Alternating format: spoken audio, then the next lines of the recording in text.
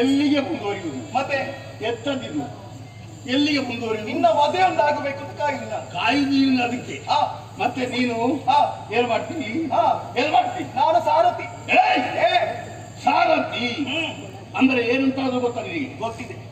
ನೀನು ರಥಿಗಳಿಗೆ ಸಾರಥಿಯಾಗಿ ಮುಂದುವರಿಯಬೇಕು ಅಂತಾದ್ರೆ ಯೋಗ್ಯತೆ ಬೇಕು, ನೈಪುಣ್ಯತೆ ಬೇಕು, ತಿಳಿದಿರಬೇಕು. ರಥಿಕ ಯಾವ ರೀತಿಯಾಗಿ ಯುದ್ಧ ಮಾಡ್ತಾನೆ ಅದನ್ನು ಮನದಟ್ಟಾಗಿ ಇರಿಸಿಕೊಳ್ಳಬೇಕು. ಅರ್ಥೈಸಿಕೊಂಡಿದ್ದೇನೆ. ರಣಭೂಮಿಯಲ್ಲಿ ವೈರಿಗಳು ಯಾವ ರೀತಿಯಾಗಿ ಕಾದಾಡ್ತಾರೆ ಎಂಬುದನ್ನು ಸರಿಯಾಗಿ ಗಮನಿಸ್ತಾ ಇರಬೇಕು. ನಿಜ.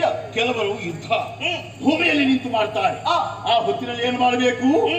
ರಥವನ್ನ ಮೇಲೆ ಹಾರಿಸಬೇಕು. ಕೆಲವರು ಮೇಲೆ ನಿಂತು ಯುದ್ಧವನ್ನು ಮಾಡ್ತಾರೆ. ಕೆಳಮುಖವಾಗಿ ಹಾರಿಸಬೇಕು. ಕೆಳಮುಖವಾಗಿ ಹಾರಿಸಬೇಕು. ಎಡಬಲದಿಂದ ಬರುವಂತಹ ಸೇನೆಯನ್ನು ತಗ್ಗುಬಡಿಬೇಕು ಅಂತಾದ್ರೆ ಸಾರಥ್ಯ ಚಾಕಚಕ್ಯತೆ ಬೇಕು. ಹೆಣ್ಣು ನೀನು ಅಲ್ವೇ? ನೀನು ಸಾರಥ್ಯತ್ವವನ್ನು ವಹಿಸಿಕೊಂಡಿದ್ದಿ. ಇದು ಸರಿಯೇ? ಯಾಕೆ ಸರಿಯಲ್ಲ?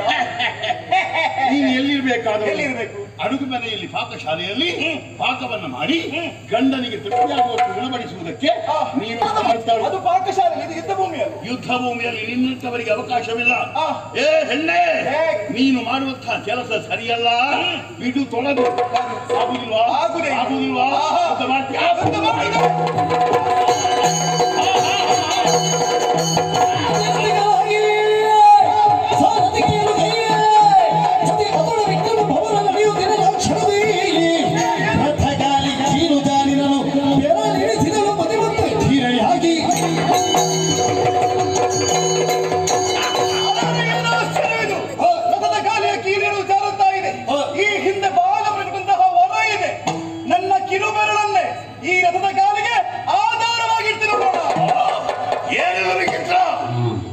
ಗಾಳಿ ಕಳಚಿ ಬೀಳುತ್ತಂತಾದ್ರೆ ಆ ಹೊತ್ತಿನಲ್ಲಿ ಆ ಸಾರಥ್ಯತ್ವವನ್ನು ವಹಿಸಿಕೊಂಡಂತಹ ಹುಡುಗಿ ಕಿರು ಬೆರಳನ್ನು ನಿಲ್ಲಿಸಿ ಗಾಳಿಯನ್ನು ಆಧರಿಸಿದ್ದಾಳೆ.